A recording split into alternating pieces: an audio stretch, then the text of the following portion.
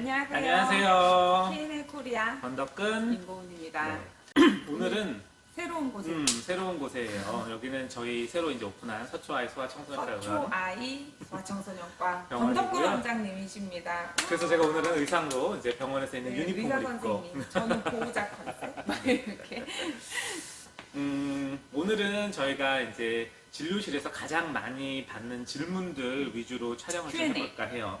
Q&A. 네. 그래서 1탄은 일단 신생아 영유아 검진, 돌 이전 아이들 좀 이제 그 시기 때 엄마들이 궁금하신 게 엄청 많으실 텐데 많죠. 보통 이렇게 수첩에 리스트 써갖고 맞아요. 오시잖아요, 다들. 영유아 검진 할 때마다 정말 리스트 쫙 펼치시는데 댓글로 혹시 질문 있으시면 달아주시면 저희가 더 추가해서 알려드리거나 아니면 2탄을 준비해 볼 테니까 네. 일단은 오늘은 네 부탁드리겠습니다.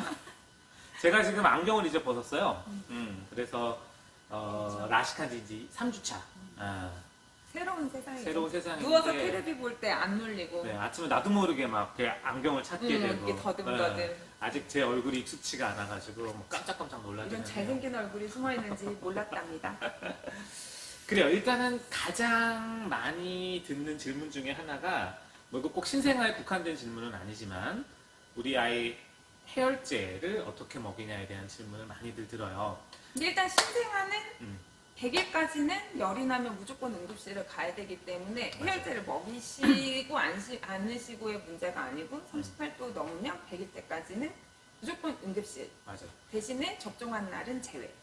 가끔 이제 어머님들이 신생아들은 감기에 오히려 안 걸린다, 열 날 일이 없다라고 생각하시는 경우들이 있어요. 하지만 신생아들도 면역이 취약하기 때문에 혹시라도 애들이 열이 나거나 하면 왜 열이 나는지 원인을 찾아내야 돼요. 그래서 100일 이전의 아이들은 일단은 뭐 동네 의원이 열렸으면 일단 뭐 의원을 들렸다 가셔도 좋고 아니면 바로 이제 응급실로 가시는 걸 원칙으로 하고 요로감염, 있어요. 뇌수막염 뭐 맞아요. 이런 것들 위험한 질환들이 있을 수 있기 때문에 그리고 이제 일단 해열제는 먹이셔도 되긴 하는데 해열제는 어떤 간격으로 얼만큼 먹여야 하나요? 라는 질문들을 많이 합니다. 어떻게 하고 계세요?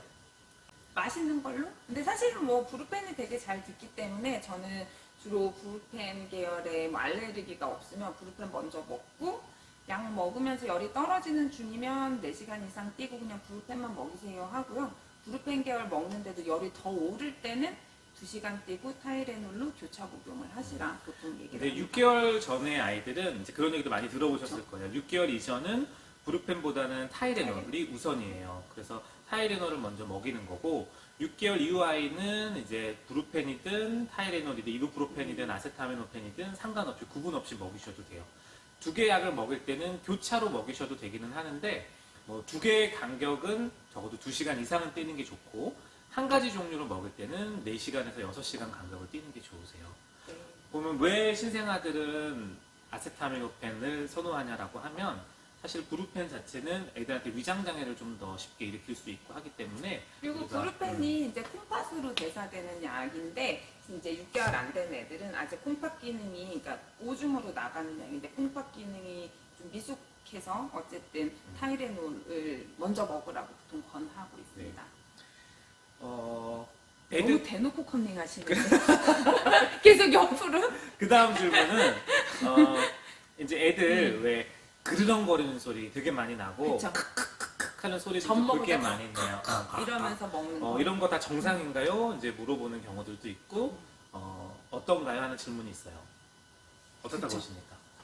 괜찮다고 합니다. 보통은 뭐 저희가 18개월까지는 아기들이 이렇게 숨 콧구멍이랑 목구멍에서 주로 소리가 많이 나는데 그게 이렇게 숨 쉬는 기도가 이렇게 말랑말랑 해가지고 숨 쉴 때 그냥 크락 하는 소리는 흔히들 나는 거라서 뭐 이렇게 소리는 나는데 기침을 따로 하지 않고 그 다음에 먹는 거 잘 먹고 자다가 컥컥거리면서 깨지 않고 이러면은 약 안 먹이고 이제 지켜보시라고 얘기를 하죠. 네. 그래서 그래도 이제 너무 그게 지속된다거나 이게 내가 판단이 안 서는 경우에 아니면 콧물을 좀 흘린다거나 그런 소리를 하면서 기침도 유발한다 하면 일단 소아과 오셔서 청진해보고 호흡기 쪽으로 이상 없는 거 확인하고 말씀드린 것처럼 이 후두나 이쪽이 이제 말랑말랑하기 때문에 조금만 그런 뭐 그 이물감이 느껴져도 애들이 하는 소리를 낼 수 있거든요. 그렇기 때문에 크게 걱정은 안 하셔도 돼요. 소리는 나지만 잘 먹고 잘 자는 애들은 괜찮은데 대신에 정말 드문 병이지만 후두 연화증이라고 이제 병으로 있는 애들이 있어요. 이게 후두개가 유난히 두꺼워서 이렇게 호흡기를 막거나 하는 애들은 이제 잘 때 한 번씩 아기가 잠들고 나서 어머니들이 한번 지켜보시면서 10초 이상씩 컥 하고 숨을 안 쉬는 무호흡이 있다 이러면은 이제 아주 드물지만 수술을 하는 경우도 있기는 합니다. 그래서 잘 때 컥컥거리지만 고르게 숨을 잘 쉬고 잔다 그리고 잘 먹는다 그러면은 소리만 가지고는 뭐 약을 먹이거나 하진 않죠. 하지만 이제 그게 판단이 어려우시면은 이제 예방 접종하러 왔을 때나 이럴 때 소아과 와가지고 선생님들한테 청진 한번 해달라고. 또 영상을 찍어 오시는 것도 그쵸, 좋은 그쵸. 방법이고요. 아이가 침대에서 떨어졌다, 소파에서 떨어졌다 이럴 때는 어떻게 대처를 해줘야 되나요? 애 떨어뜨려 보신 적 있으세요? 우리는 사실 침대에서 엄청 많이 떨어지고 저는 여행만 가면 침대에서 침대에서 떨어졌어요. 호텔 바닥 막 호텔 바닥 대리석인데 막 대리석인데. 푹 소리 나고 저는 막 신생아 때 저희의 젖먹이다가 소파에서 새벽에 제가 이렇게 졸면서 애를 떨어뜨렸어가지고 신생아는 그래도 진짜 조심하셔야 돼요. 조심해야 머리가 돼요. 너무 말랑말랑하기 말을 때문에 못하니까 엄마 음. 머리가 아파요 이렇게 얘기를 못하니까 그래서 보통은 이제 저희가 어느 정도 뭐 100일, 돌 전에 애들은 1m, 그 다음에 돌 이후에 애들이 1.5m 이상에서 떨어지면은 이제 골절이나 출혈의 가능성이 높다. 그래서 보통 높이를 먼저 한번 보고요. 근데 일반적으로 집에 있는 침대가 1m 이상 되는 데가 별로 없으니까 대신에 이제 그런 경우 있죠. 요새도 있는지 모르겠는데 스토케라고 되게 높은 유모차 이런 데서 떨어지는 경우도 있고 이제 그런 경우. 일단은 낙상의 경우에는 우리가 걱정하는 게 결국 뇌출혈, 뇌진탕 이런 거잖아요. 첫 3시간이 제일 중요해요. 그 3시간 안에 애들이 토를 한다거나 아니면 이유 없이 너무 보챈다거나 아니면 너무 처져가지고 뭐 젖바는 힘도 약해지고 그냥 늘어지고 잠만 자려고 한다. 이럴 땐 무조건 응급실을 가셔야 돼요. 그래서 출혈량을 확인해야 되고 출혈이 있는지 없는지 여부를 봐야 되고 3시간 동안 지켜봤는데 괜찮다라고 하면 거의 괜찮을 확률이 이제 90% 가까이 돼요. 그리고 이제 지연성 출혈이라고 조금씩 출혈이 되는데 처음엔 티가 안 나는 경우가 있어요. 그런 경우는 24시간에서 길면 3일 정도까지 관찰하셔야 되는데 보통 그것도 24시간 안에 사단이 나요. 그렇기 때문에 혹시라도 24시간 정도 지났는데 아이가 그런 아까 말씀드린 것 같은 토한다거나 아니면 처진다거나 보챈다거나 하는 증상이 있으면 병원을 데리고 가보시고 그렇지 않으면 일단 보셔도 돼요. 약간 미세한 골절 같은 경우는 있어도 그냥 저절로 붓게 되기 때문에 크게 염려 안 하셔도 되고 미세한 출혈도 마찬가지로 저절로 흡수가 되기 때문에 괜찮지만 증상이 나타날 만한 그런 출혈이나 그런 거는 이제 치료를 해줘야 되기 때문에 그래서 보통은 저희가 이제 응급실에 레지던트 때 있을 때 실제로 아이들이 떨어졌어요 하고 오는 경우에 CT까지 찍어서 출혈까지 가는 경우는 대부분 어머니들이 아까 말씀드린 뭐 토해요 이런 것도 있지만 그냥 엄마가 딱 봤을 때 우리 애가 이상해요 하고 데리고 오시거든요. 엄마의 감이 진짜 엄마가 봤을 때 아파 보이는지 우리 애가 평소보다 좀 기운이 없다 잘 못 노는 것 같다 신생아들은 이제 그런 경우라면은 이제 응급실 오셔야 되고 또 하나의 팁은 뭐 아기들은 여기가 대천문이 열려 있긴 한데 안으로 이렇게 출혈이 되거나 하면 이게 안 쳤을 때 이게 대천문이 뻥뻥해진다 이런 건 이제 뇌압이 올라가면서 애들이 굉장히 보채니까 그리고 애들은 사실 골절되는 경우가 많지는 않지만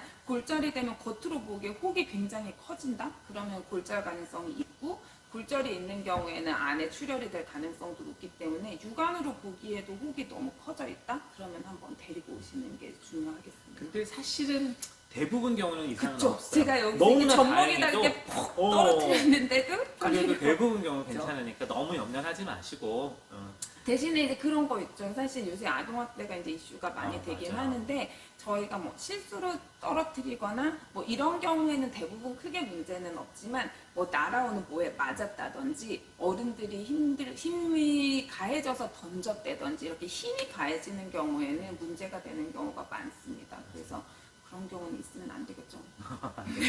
요즘에는 이제 의사 입장에서도 그런 거 놓치면 안 되겠다는 생각이 그쵸. 들어요.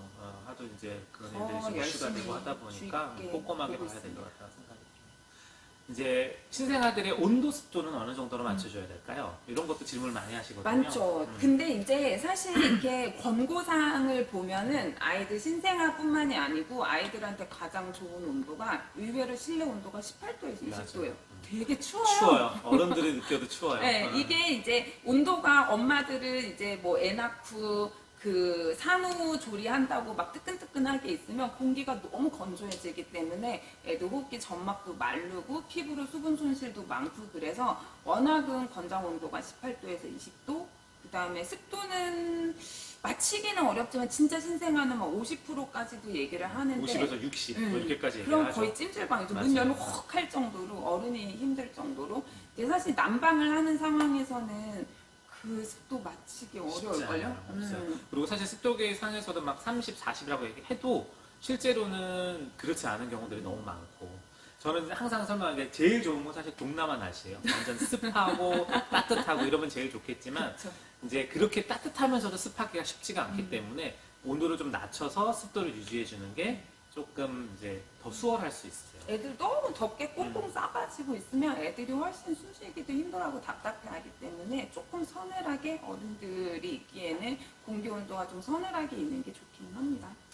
이제 또 진료실에서 많이 듣는 질문 중에 하나가 우리 아이 아토피인가요? 아니면 그쵸. 폐열인가요? 이건 뭔가요? 라고 오시는 분들도 많으세요. 사실은 한 2개월 정도 때까지는 이게 태열이다 아토피다 하고 감별하기가 쉽지는 않아요. 왜냐면 특히 얼굴에 위주로 막 여드름 같이 나오고 이런 거는 대부분의 경우 태열이 많은 경우가 많고 우리가 이제 태열이 아토피가 되나요? 라고 물어보는 경우도 있어요. 근데 그거는 또 아니에요. 아니죠. 태열이 아토피가 되는 건 아니고 그냥 태열과 아토피가 감별하기 어렵기 때문에 처음엔 태열인 줄 알았는데 알고 보니 약간 아토피성이 있다. 뭐 이렇게 해석을 해도 좋을 것 같아요.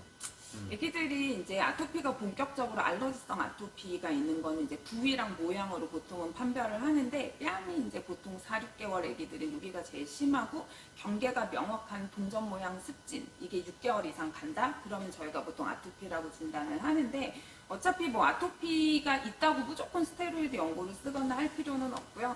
애기가 너무 가려하거나 손이 많이 가지 않는 이상은 보습만 충분히 해주셔도 요새는 실손으로 되는 보습제들이 또 있죠. 많이 아토피나 있죠. 피부 네, 건조 네. 피부염으로 진단을 받으면 치료 목적으로 실손보험이 되는 보습제 같은 거를 병원에서 파는 경우들도 있기 때문에 어쨌든 보습을 굉장히 잘 해주셔야 돼요. 애기들 피부가 아주 보송보송하고 이제 부드럽고 좋긴 하지만 기름막이 거의 없기 때문에 금방 건조해지고 건조하면 지금 같은 날씨에 이렇게 거실거실하게 막 좁쌀처럼 만져지기도 하기 때문에 저는 보통 하루에 보습제 하루에 4번 이상 바르라고 저도 얘기하거든요. 그냥 수시로 생각날 때마다 바르라고 매번 말씀드리는데 씻기고 바를 필요 없고 그냥 근데 이제 신생아 여드름 같은 경우는 태열이 심할 때 신생아 여드름이 막 올라오는 경우 있어요. 노랗게 진물 잡히면서 그런 경우는 사실 보습을 더 해주다 보면 오히려 보습제가 모공을 막아버려서 여드름 자체는 더 심해질 수 있어요. 그때는 조금 치료가 필요한 경우도 있거든요. 필요하면 이제 연고 처방 같은 그렇기 거 때문에 그럴 때는 조금 길게는 아니지만 뭐 스테로이드라던가 아니면 염증까지 있으면 항생제 연고라던가를 좀 받을 필요가 있기 때문에 신생아 여드름이 너무 심한 태열이다라고 하면 한번 내원하셔서 진료를 보시고 그게 아니라 이제 몸통이랑 얼굴이랑 이렇게 전반적으로 붉게 올라오고 뭐 그럴 때는 이제 보습 좀 해주시면서 관찰하시면 이게 이제 좀 확인하실 수가 있으실 거예요. 어차피 아토피인지 아닌지 정확하게는 6개월은 넘어가야 6개월은 넘어 저희가 적어도 알수 있으니까. 4개월은 넘어가 봐야 어차피 뭐 2, 4, 조심이 있어요. 6개월 접종하러 소아과 오시니까요. 그때 한 번씩 뭐 어머니가 먼저 말씀 안 하셔도 저희가 이제 피부랑 이런 거를 보고 말씀을 드리게 되죠. 맞아요. 그래요. 그리고 이제 우리에게 쪽쪽이를 빨아도 되나요? 신생아들도 쪽쪽이 막 가끔씩 이제 뭐 조리원 이런 데 가보면 네. 애들 너무 울거나 그러면 쪽쪽이 은근 또 안 물러나는 빠는 경우가 애들이 있어요. 있어요. 우리는 절대 저희 안 안 빨았어요. 나는 쪽쪽이 빠는 게 너무 귀여운 거야. 그래가지고 그거를 물려줬는데 우리는 안 빨아. 저희 애는 이게 젖이 나오는 줄 알고 빨았다가 안 나오니까 너무 세게 빨다가 토하고 그래서 저희 애는 저 쪽쪽이 못했어요. 빨아도 되냐? 근데 사실 너무 그거를 강력하게 못 빨게 하실 필요는 없어요. 안 빠는 애를 일부러 빨게 할 필요도 더군다나 없고 더욱이 없고 빨아도 이제 빠르면 빠를수록 떼는 게 좋긴 하죠. 적어도 돌 지나거나 2돌 전에는 떼는 게 좋기는 근데 뭐 해요. 너무 애쓰지 않아도 5돌까지는 뭐 충분히 빨게 냅두라고 하는 정신과 선생님들도 계시고요. 이제 한참 돌지나면 애착물 이런 게 있을 때니까. 근데 이제 애들이 보통 2돌, 3돌 넘어가면은 졸리고 짜증날 때만 물고 또 그냥 놓고 나갈 수도 있게 되고 하기 때문에 맞아요. 의존성이 그렇게 높지 않고 언제 때도 뗄 수 있으니까 그거 떼려고 막 자는 애를 막 억지로 깨우거나 뭐 그렇게까지 하실 필요는 없어요. 그리고 손가락 빠는 것보다는 사실 쪽쪽이 그쵸. 빠는 게 낫고.